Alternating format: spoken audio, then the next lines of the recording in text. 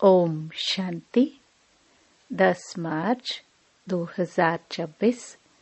बाबा के महावाक्य। मीठे बच्चे, सबसे बड़ी बीमारी देह अभिमान की है। इससे ही डाउनफॉल हुआ है। इसलिए अब देही अभिमानी बनो।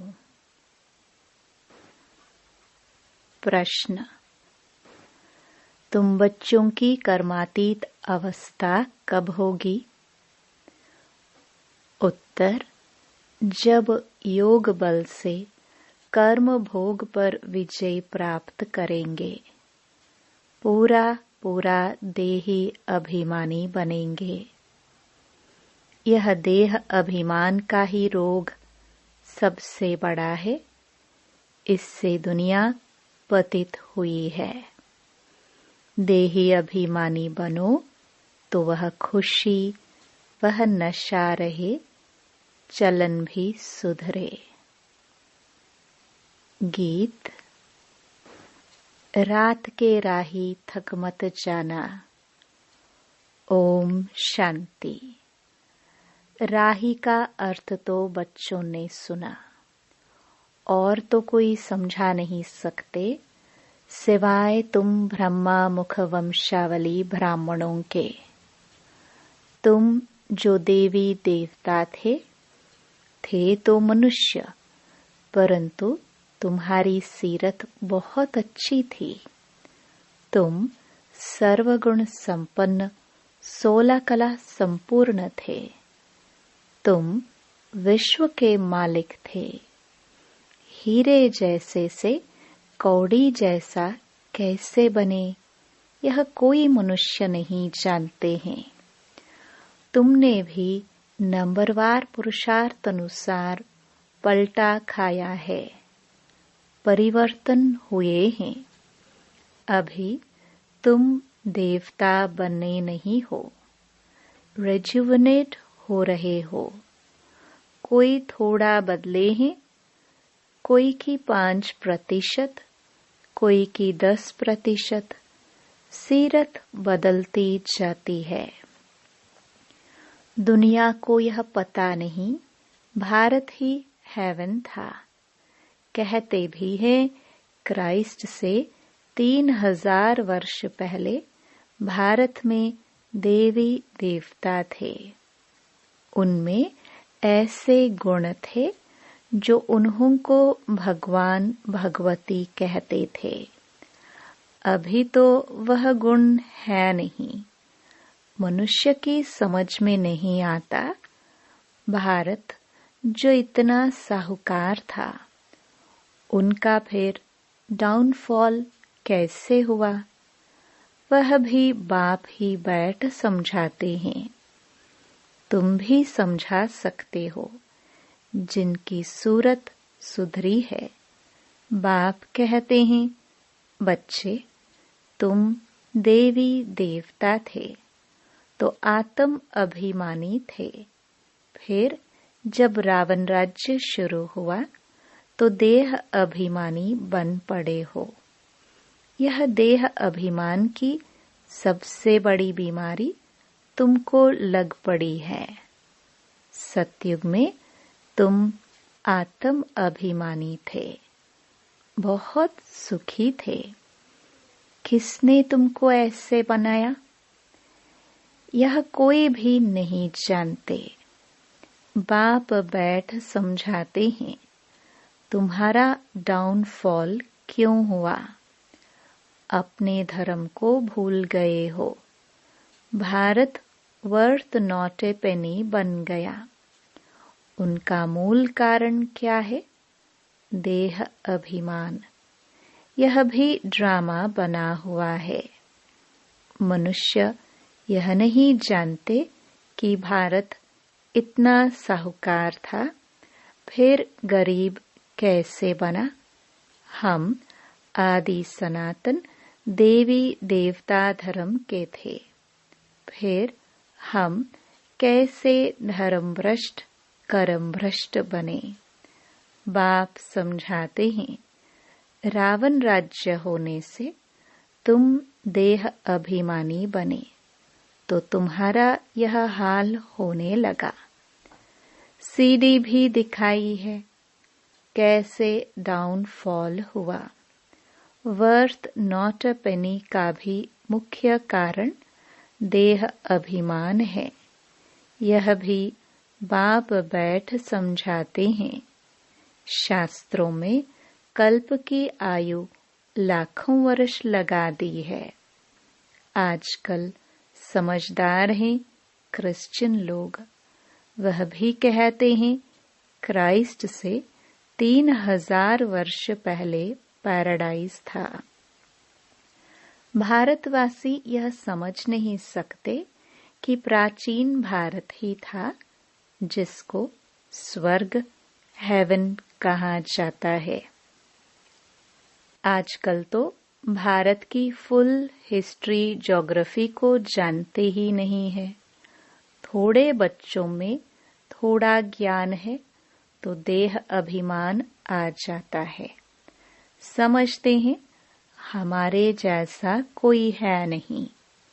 बाप समझाते हैं भारत की ऐसी दुर्दशा क्यों हुई। बापू गांधी भी कहते थे पतित पावन आओ, आकर राम राज्य स्थापन करो। आत्मा को जरूर कभी बाप से सुख मिला है तो पतित पावन को याद करते हैं।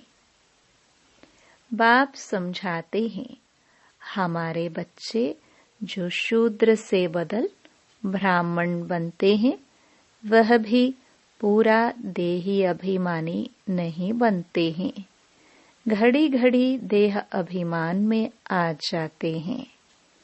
यह है सबसे पुराना रोग जिससे यह हाल हुआ है।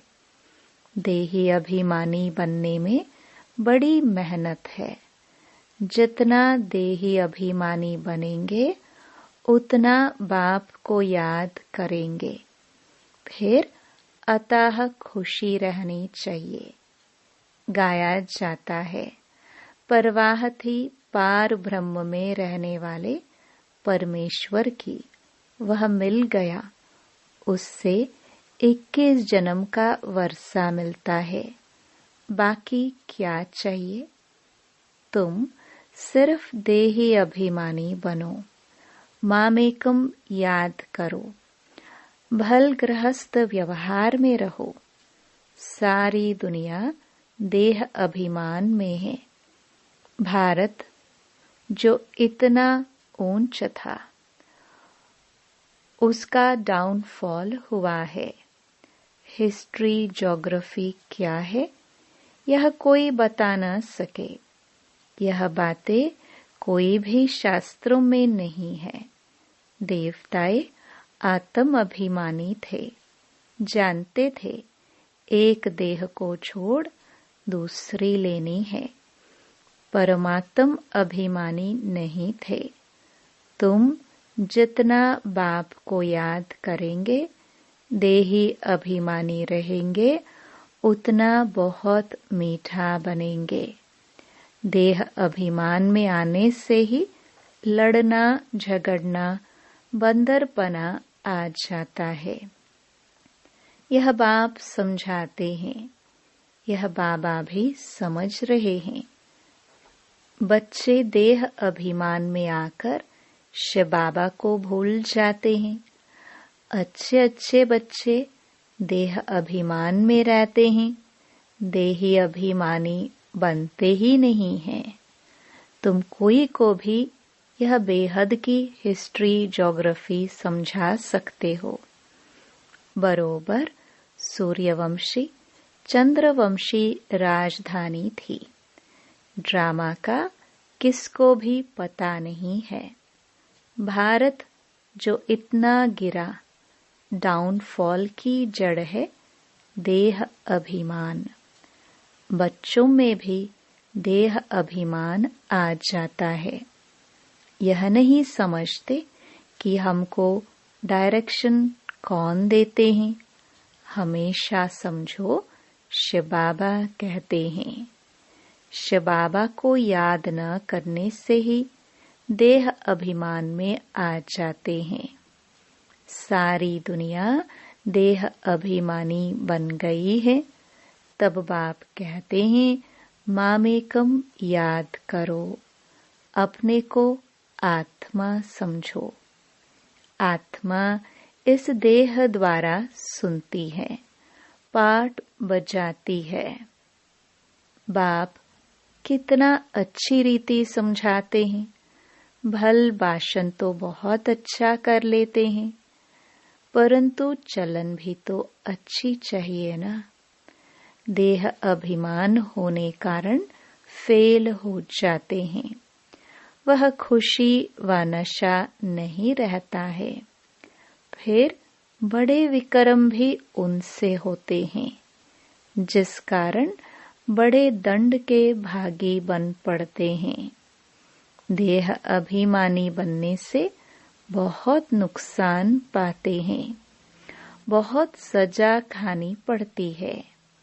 बाप कहते हैं, यह गॉडली वर्ल्ड गवर्नमेंट है ना। मुझ गॉड की गवर्नमेंट का राइट हैंड है धर्मराज। तुम अच्छे कर्म करते हो तो उनका फल अच्छा मिलता है। बुरे कर्म करते हो तो उनकी सजा खाते हो। सब गर्भ जेल में भी सजाएं खाते हैं। उस पर भी एक कहानी है। ये सब बातें इस समय की हैं। महिमा एक बाप की है, दूसरे कोई की महिमा है नहीं। इसलिए लिखा जाता है, त्रिमूर्ति शिव जयंती वर्थ डायमंड, बाकी सब हैं वर्थ काउडी। सिवाय शिव बाबा के पावन कोई बना ना सके। पावन बनते हैं, फिर रावण पतित बनाते हैं, जिस कारण सब देह अभिमानी बन पड़े हैं। अब तुम देही अभिमानी बनते हो। यह देही अभिमानी अवस्था 21 जन्म चलती है, तो बलिहारी एक की गाई जाती है। भारत को स्वर्ग बनाने वाला शिव बाबा है। यह किसको पता नहीं है कि शिव बाबा कब आया। उनकी हिस्ट्री तो पहले पहले चाहिए। शिव कहाँ ही जाता है परम पिता परमात्मा को। तुम जानते हो, देह अभिमान के कारण डाउनफॉल होता है। ऐसा हो तब तो बाप आए राइज करने। राइज और फॉल, दिन और रात, ज्ञान सूर्य प्रगटा, अज्ञान अंधेर विनाश। सबसे जास्ती अज्ञान है यह देह अभिमान। आत्मा का तो किसको पता नहीं है। आत्मा सो परमात्मा कह देते हैं तो कितने पापात्मा हो गए हैं। इसलिए डाउनफॉल हुआ है।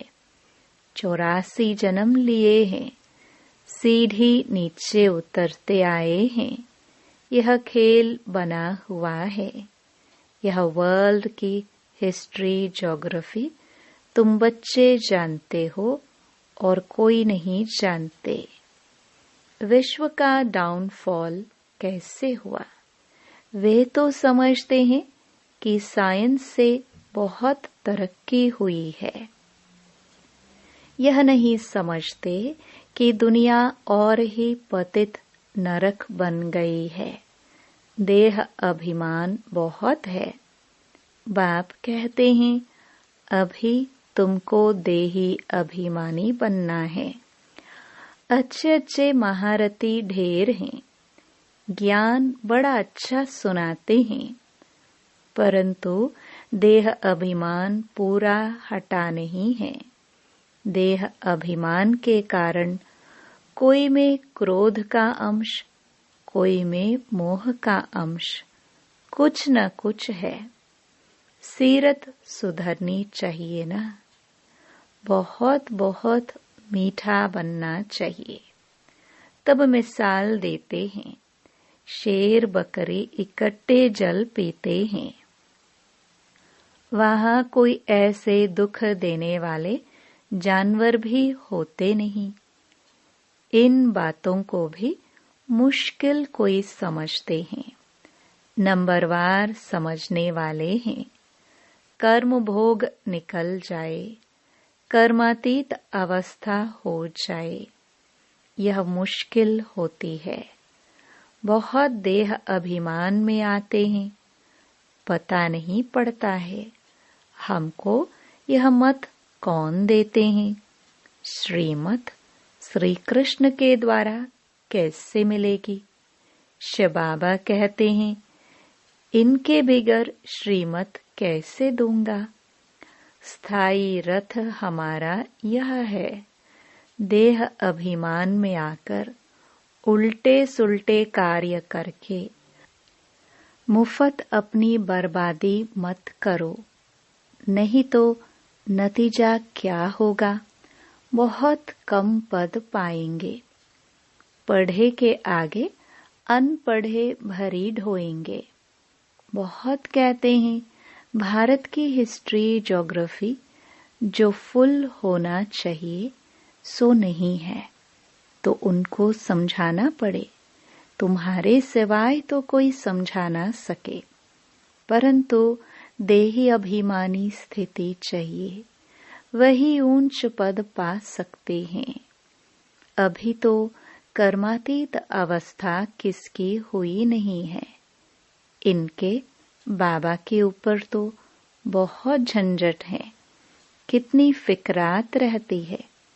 भल समझते हैं कि सब ड्रामानुसार होता है, फिर भी समझाने के लिए युक्तियां तो रचनी होती है ना। इसलिए बाबा कहते हैं, तुम जास्ती देही अभिमानी बन सकते हो। तुम्हारे ऊपर कोई बोझा नहीं है। बाप पर तो बोझा है। हेड तो यह है ना, प्रजापिता ब्रह्मा। परंतु यह किसको पता नहीं है कि इनमें शिव बाबा बैठे हैं। तुम्हारे में भी कोई मुश्किल इस निश्चय में रहते हैं, तो यह वर्ल्ड की हिस्ट्री ज्योग्राफी जाननी चाहिए ना। भारत में स्वर्ग कब था, फिर कहाँ गया, कैसे डाउनफॉल हुआ, यह किसको पता नहीं है। जब तक तुम नहीं समझाओ तब तक कोई समझ ना सके। इसलिए बाबा डायरेक्शन देते हैं। लिखा पढ़ी करो तो स्कूलों में वर्ल्ड की हिस्ट्री ज्योग्राफी बतानी चाहिए। डाउनफॉल पर भाषण करना चाहिए। भारत हीरे जैसा था, वह फिर कौड़ी जैसा कैसे बना? कितने वर्ष लगे? हम समझाते हैं। ऐसे पर्चे एरोप्लेन द्वारा गिरा सकते हैं। समझाने वाला बड़ा होशियार चाहिए। गवर्नमेंट चाहती है तो गवर्नमेंट का ही हॉल विज्ञान भवन जो दिल्ली में है वहां सबको बुलाना चाहिए। अखबार में भी डाला जाए, कार्ड भी सबको भेज दे। हम आपको सारे वर्ल्ड की हिस्ट्री ज्योग्राफी आदि से अंत तक समझाते हैं। आप ही आएंगे जाएंगे, पैसे की तो बात ही नहीं है। समझो हमको कोई मिला, प्रेजेंट भेंट करते हैं तो हम ले नहीं सकते हैं। सर्विस करने के लिए काम में लाएंगे, बाकी हम ले नहीं सकते। बाप कहते हैं, मैं तुमसे दान लेकर क्या करूंगा जो फिर भरकर देना पड़े। मैं पक्का शराफ हूँ। अच्छा, मीठे मीठे सिखिलदे बच्चों प्रति माता पिता बाप दादा का याद प्यार और गुड मॉर्निंग। रूहानी बाप की रूहानी बच्चों को नमस्ते। धारणा के लिए मुख्य सार। पहला, देह अभिमान में आकर कोई भी उल्टा सुल्टा कार्य नहीं करना है। देही अभिमानी बनने का पूरा पूरा पुरुषार्थ करना है। अपनी सीरत चलन सुधारते रहना है। दूसरा, बहुत बहुत मीठा शीतल बनना है। अंदर में क्रोध मोह का जो भूत है उसे निकाल देना है। वरदान, रिगार्ड देने का रिकॉर्ड ठीक रख। खुशी का महादान करने वाले पुण्य आत्मा भव। वर्तमान समय चारों ओर रिगार्ड देने का रिकॉर्ड ठीक करने की आवश्यकता है। यही रिकॉर्ड फिर चारों ओर बजेगा। रिगार्ड देना और रिगार्ड लेना। छोटे को भी रिगार्ड दो, बड़े को भी रिगार्ड दो। यह रिगार्ड का रिकॉर्ड अभी निकलना चाहिए। तब खुशी का दान करने वाले महादानी पुण्य आत्मा बनेंगे। किसी को रिगार्ड देकर खुश कर देना, यह बड़े से बड़ा पुण्य का काम है, सेवा है। स्लोगन, हर घड़ी को अंतिम घड़ी समझकर चलो तो एवर रेडी रहेंगे। मातेश्वरी जी के अनमोल महावाक्य। पहला, तमोगुणी माया का विस्तार। सतोगुणी, रजोगुणी, तमोगुणी, यह 3 शब्द कहते हैं। इसको यथार्थ समझना जरूरी है। मनुष्य समझते हैं यह तीनों गुण इकट्ठे चलते रहते हैं, परंतु विवेक क्या कहता है? क्या यह तीनों गुण इकट्ठे चले आते हैं? वह तीनों गुणों का पाठ अलग अलग युग में होता है। विवेक तो ऐसे ही कहता है कि यह तीनों गुण इकट्ठे नहीं चलते। जब सतयुग है तो सतोगुण है, द्वापर है तो रजोगुण है और कलयुग है तो तमोगुण है। जब सतो है तो तमो रजो नहीं। जब रजो है तो फिर सतोगुण नहीं है। यह मनुष्य तो ऐसे ही समझ कर बैठे हैं कि यह तीनों गुण इकट्ठे चलते आते हैं। यह बात कहना सरासर भूल है। वो समझते हैं जब मनुष्य सच बोलते हैं, पाप कर्म नहीं करते हैं, तो वो सतोगुणी होते हैं। परंतु विवेक कहता है जब हम कहते हैं सतोगुण, तो इस सतोगुण का मतलब है संपूर्ण सुख। गोया सारी सृष्टि सतोगुणी है। बाकी ऐसे नहीं कहेंगे कि जो सच बोलता है वो सतोगुणी है और जो झूठ बोलता है वो कलयुगी तमोगुणी है। ऐसे ही दुनिया चलती आती है। अब जब हम सत्युग कहते हैं तो इसका मतलब है सारी सृष्टि पर सतोगुण सतो प्रधान चाहिए। हाँ, कोई समय ऐसा सत्युग था जहाँ सारा संसार सतोगुणी था। अब वो सत्युग नहीं है। अभी तो है कलयुगी दुनिया। गोया सारी सृष्टि पर तमो प्रधानता का राज्य है। इस तमोगुणी समय पर फिर सतोगुण कहाँ से आया? अब है घोर अंधियारा, जिसको ब्रह्मा की रात कहते हैं। ब्रह्मा का दिन है सतयुग और ब्रह्मा की रात है कलयुग, तो हम दोनों को मिला नहीं सकते। दूसरा, कलयुगी असार संसार से सतयुगी सार वाली दुनिया में ले चलना एक परमात्मा का ही काम है। इस कलयुगी संसार को असार संसार क्यों कहते हैं? क्योंकि इस दुनिया में कोई सार नहीं है। माना कोई भी वस्तु में वो ताकत नहीं रही, अर्थात सुख, शांति, पवित्रता नहीं है। जो इस सृष्टि पर कोई समय सुख, शांति, पवित्रता थी, अब वो ताकत नहीं है, क्योंकि इस सृष्टि में 5 भूतों की प्रवेशता है। इसलिए ही इस सृष्टि को भय का सागर अथवा कर्म बंधन का सागर कहते हैं। इसलिए ही मनुष्य दुखी हो परमात्मा को पुकार रहे हैं, परमात्मा हमको भव सागर से पार करो।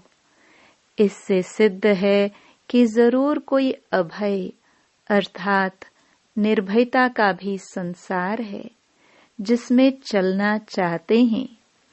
इसलिए इस संसार को पाप का सागर कहते हैं, जिससे पार कर पुण्य आत्मा वाली दुनिया में चलना चाहते हैं। तो दुनियाएं 2 हैं, एक सतयुगी सार वाली दुनिया, दूसरी है कलयुगी असार की दुनिया। दोनों दुनियाएं इस सृष्टि पर होती हैं। अभी परमात्मा वह सार वाली दुनिया स्थापन कर रहे हैं। अच्छा, ओम शांति। ये अव्यक्त इशारे निश्चय के फाउंडेशन को मजबूत कर सदा निर्भय और निश्चिंत रहो। जैसे ज्ञान की सब्जेक्ट है, वैसे सेवा की भी सब्जेक्ट है।